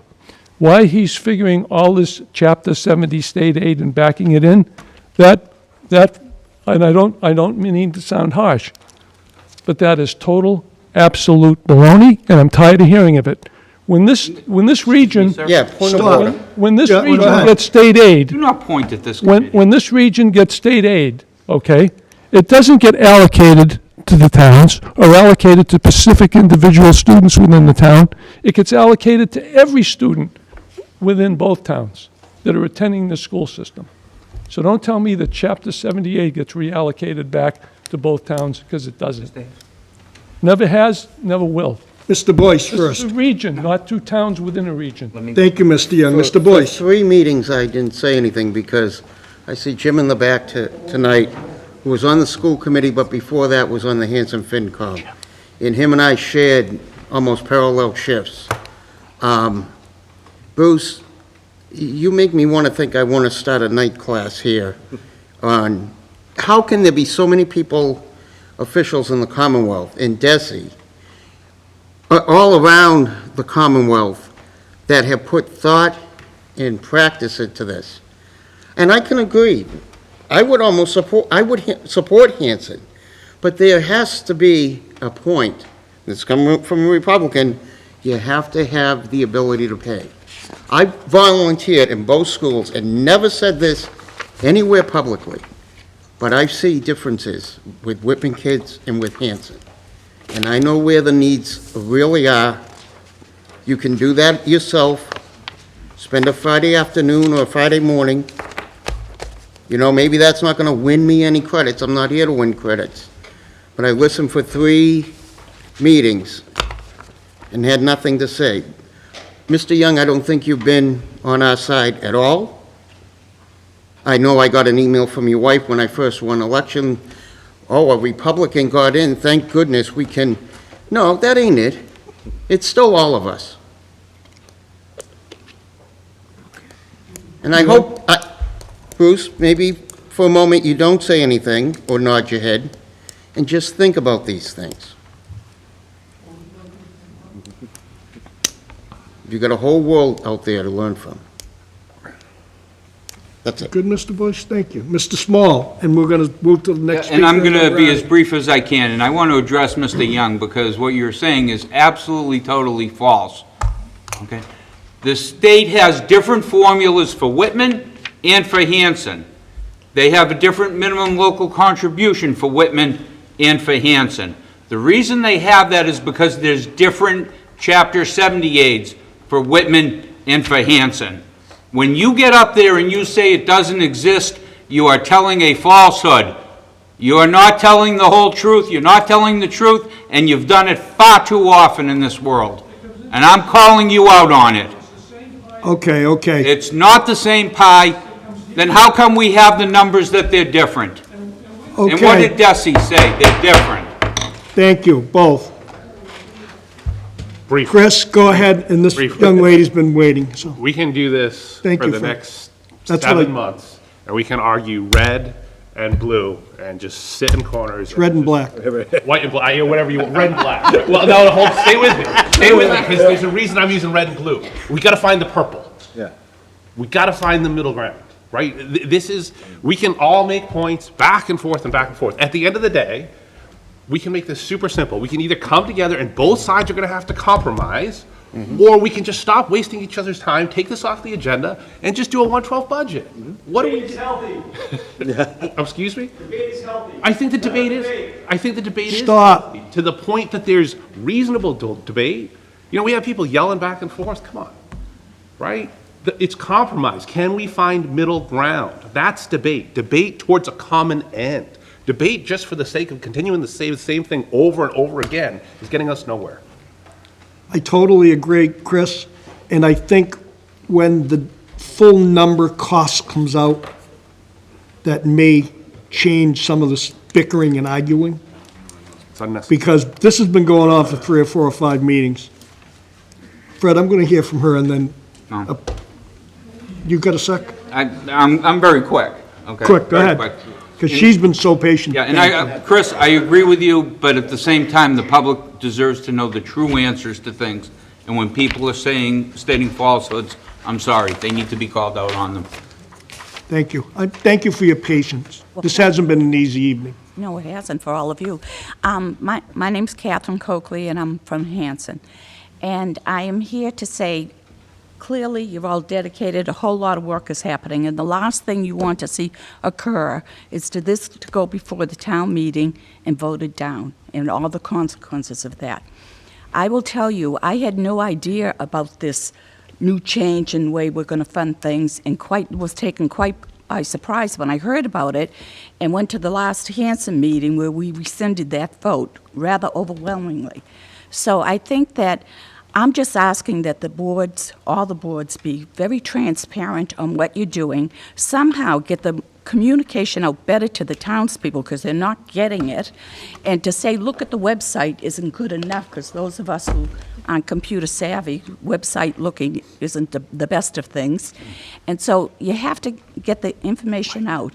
And then if you do formulate this subcommittee, will we find out or know when that committee's meeting so some of us can go and attend and be informed, at least for ourselves, and to be able to communicate it to others? But I think you have to be far more transparent and I think you believe you have been, but I'm just telling you, most people didn't realize this was happening. So I think that you don't want to get it voted down, whatever conclusion you come to. So I would encourage that to occur. Thank you, ma'am. Okay. Mr. Jones. Can we get on, back to the unfinished business, regional agreement amendment committee? Can we set that up tonight? Is there a downside of setting that committee up? It's basically up to the committee. I have a suggestion, maybe just between now and December. I know that the selectmen are going to meet, I'm making an assumption. Randy, are you going to meet again? Both boards? Yes. After tonight? Right. The Whitman Board of Selectmen is meeting on the 19th. Then we have a special town meeting December 2nd. So I'm thinking probably the week before Christmas we'll meet. Frank? Is Mrs. Kemet still here? I can't see you back there, Laura.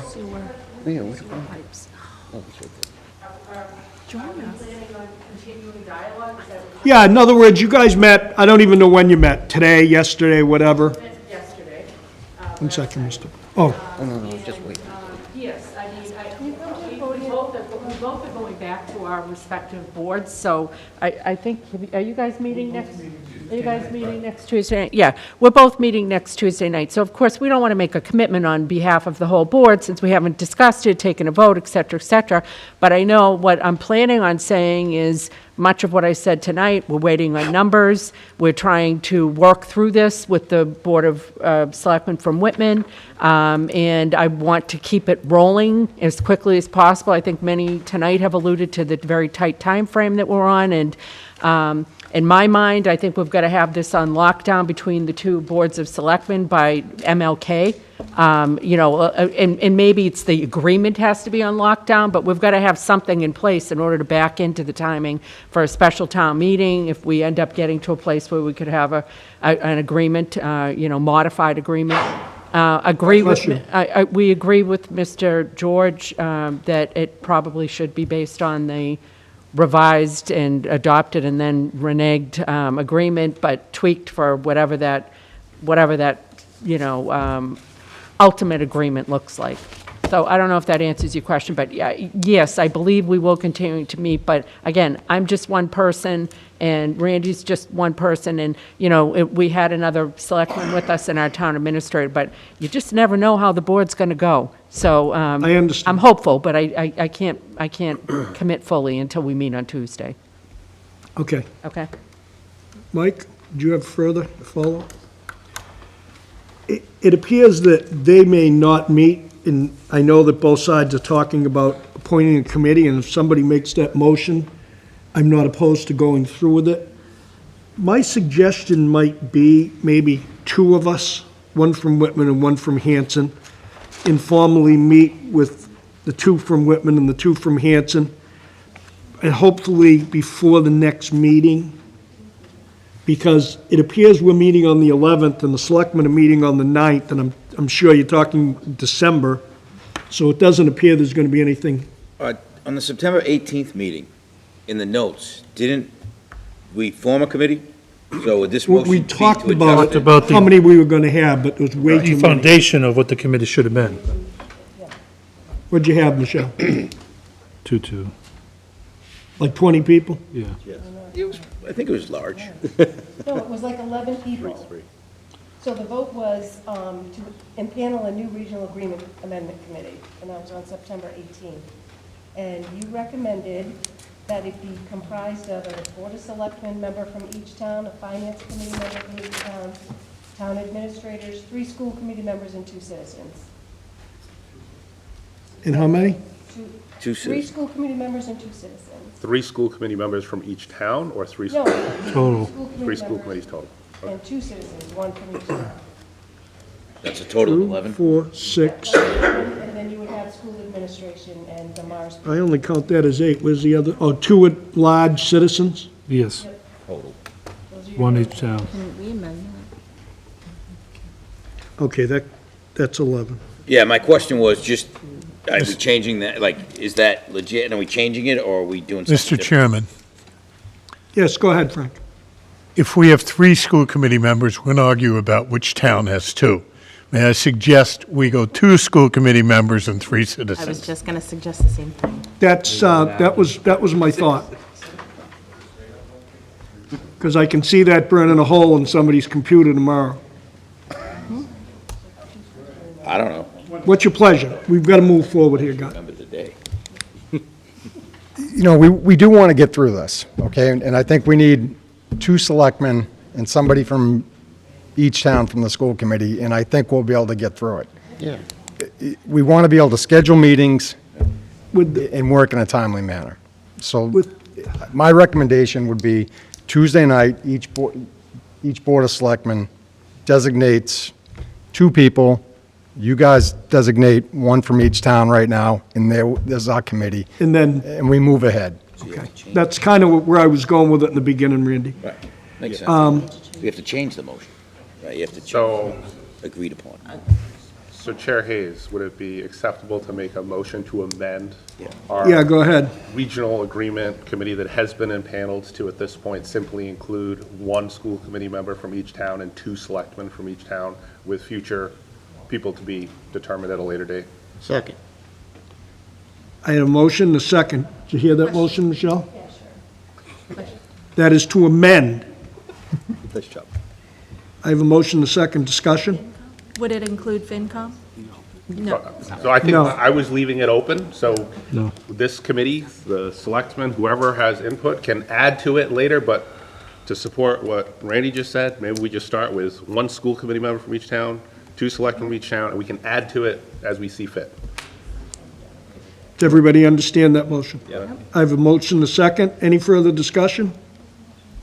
I just think that there's a piece of this that needs to be ironed out by a smaller group. Right. And beyond that, absolutely, we want whatever we come up with, because the towns have to vote on it. At the end of the day, And the committee has to vote on it. and this committee has The to. whole committee's going to vote on it. This isn't going to be a decision. I agree with Laura when she kind of set a target date that if we are going to try and not miss a step this year, we have to, expedite this process. Not foolishly, but just to get through it. And I think a smaller group does that, because I think we're going to be able to tell early on if we're going to be able to find a solid common ground. So, Okay. Any further discussion? So we have 4 selectmen, 2 school committee, 2 at large.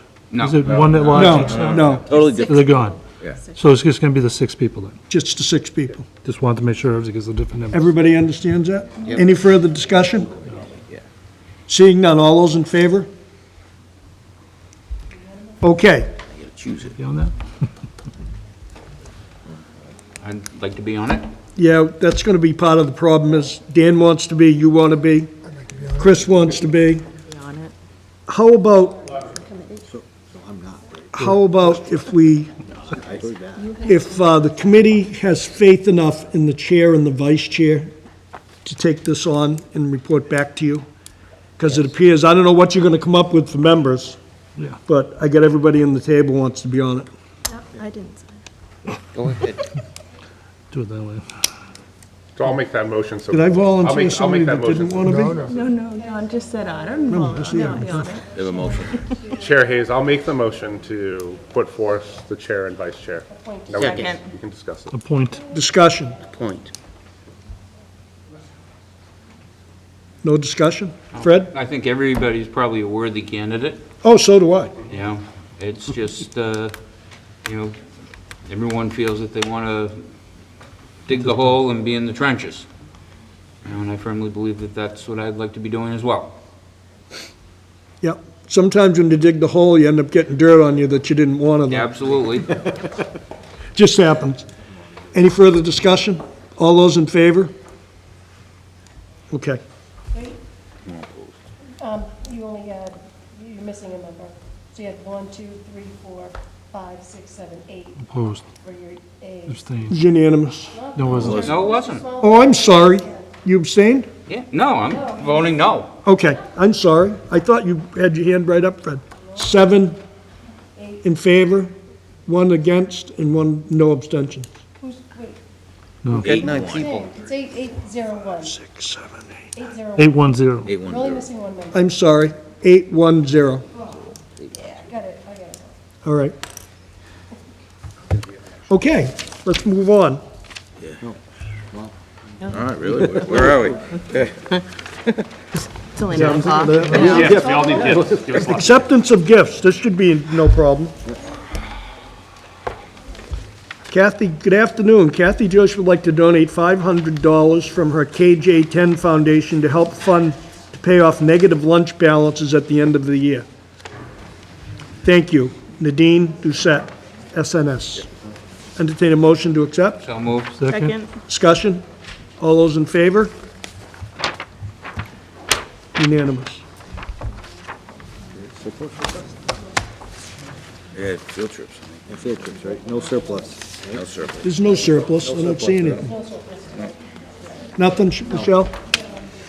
No? Just field trips. Field trips, several. Okay.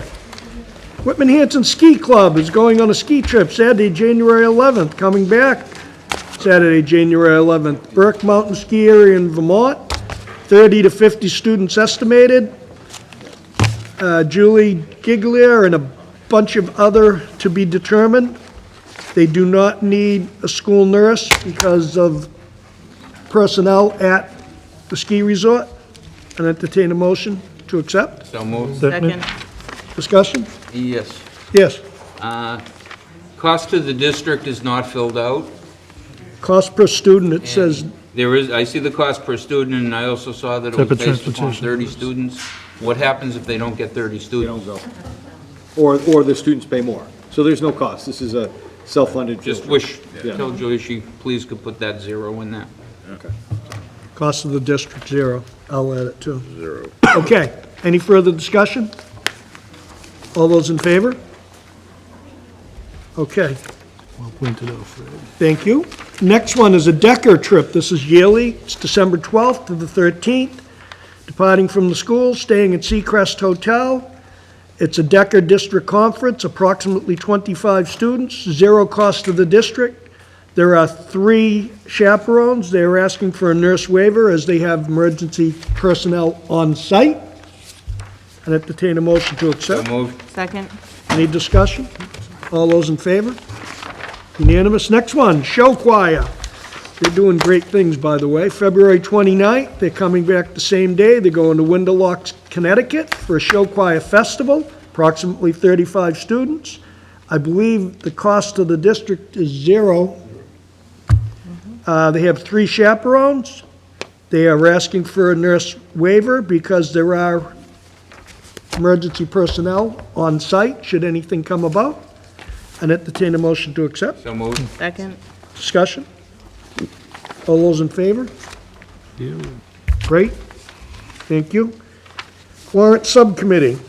I have several warrants here, if you want to blanket them. Meeting minutes of the 25th of September, meeting minutes of October 10th, and meeting minutes of October 24th. And entertain a motion to accept. So moved. Second. Discussion? All those in favor? Thank you, everyone. Policy Subcommittee, I don't believe that they've met. No? Insurance Subcommittee? No? Facilities? Next Right. December. Next month. This coming meeting, so Yep, before the school committee meeting. at 6 o'clock on the December meeting, there will be a Facility Subcommittee here in the library. It's open to all. Yeah, can I, Mr. Hayes, can I just mention, before we meet for that, I just wanted to brief the committee on the Whitman, MSBA tour of Whitman Middle School. No decisions have been made. The person who was running the tour for MSBA had some questions about the assessment methodology regarding this. She was extremely impressed with the preparation of the application by Mr. Sandlin and team. But she did ask about our the issues around assessment. Basically, would there be funds moving forward with the feasibility study? I told them exactly where we were at. Extremely transparent with the team. I'm awaiting a phone call in the near future, hopefully by Christmas, to see where we stand. Two members of that team brought me aside and singled out the fact that they've seen facilities who in districts have much more money than we have and are in better condition or supposed to be in better condition. They commended Ernie and his team for working with not a lot and putting together or keeping a building running on paper clips and rubber bands. They were extremely impressed. And I think that went yards with the team as far as them investing in us in the future, because they saw how we maintain even a very old building. So I'll brief the committee, hopefully at the next school committee meeting, where we stand with MSBA. But I just wanted to say that publicly commend Ernie and talk about the assessment. And that was one of their stopgaps and a major bone of concern for them. So that's all I have. Can I? Fred? The Collins report. I don't know if you shared that with them or not. No. Where that's identified as part of the capital plan for Whitman. And I know that any funding source wouldn't be dependent upon operating budget anyways. We did clarify that all capital is separated. Okay. Because they wanted to tie it into other regions that have capital tied into their regional agreement. I said Whitman does Whitman, Hanson does Hanson, this is the building that is commingled.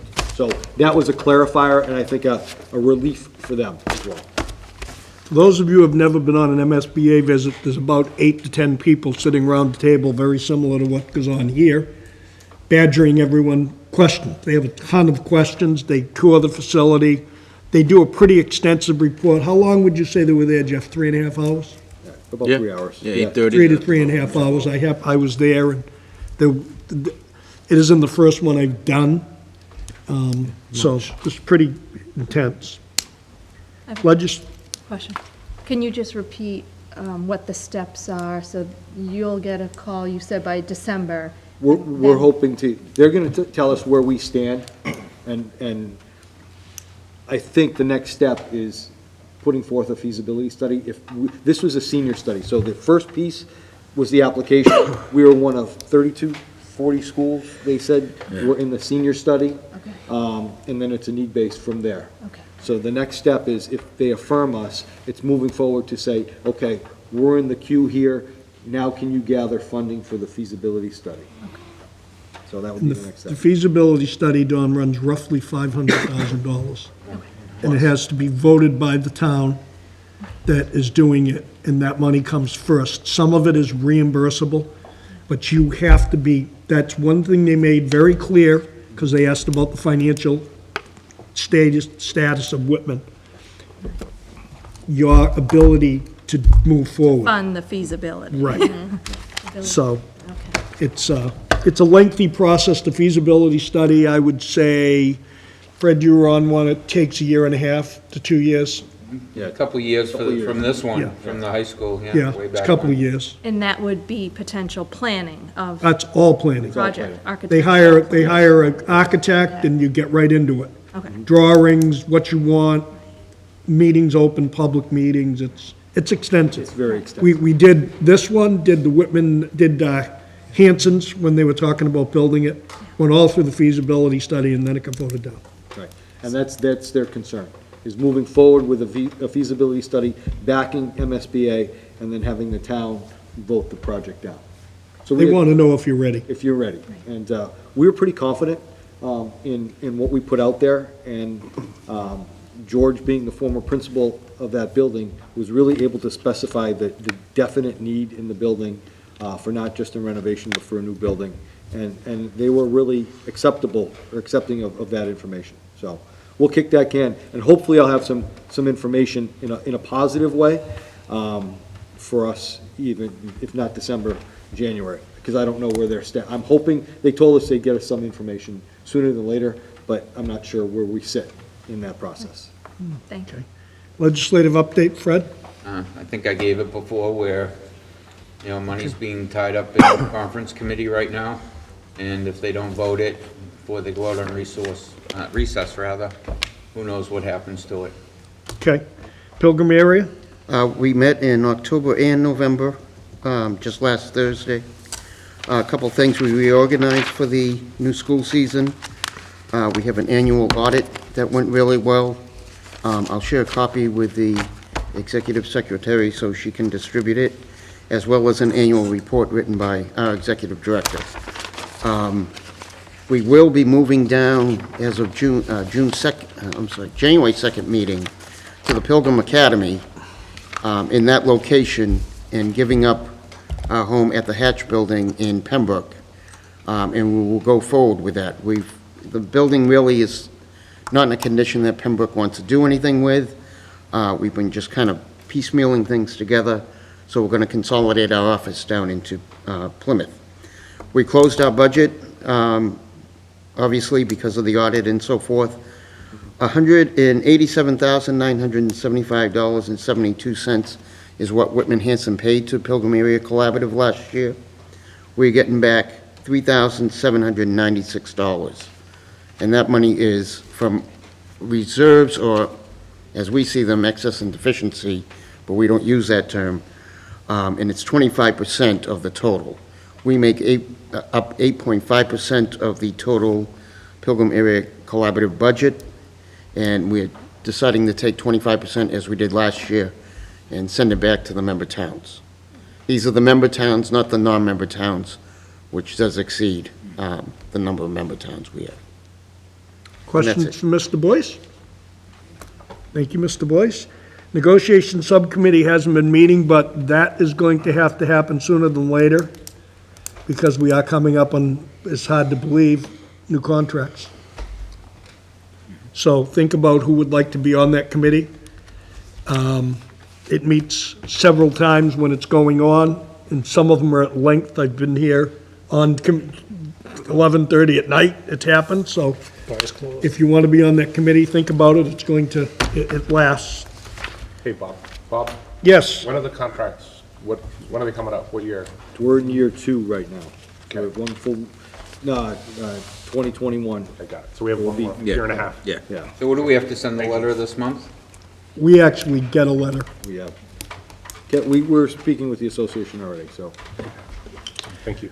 Okay, we're going to have an executive session to discuss strategy with respect to collective bargaining or litigation if an open meeting may have a detrimental effect on the bargaining or litigating position of the public body, and I am declaring that it does.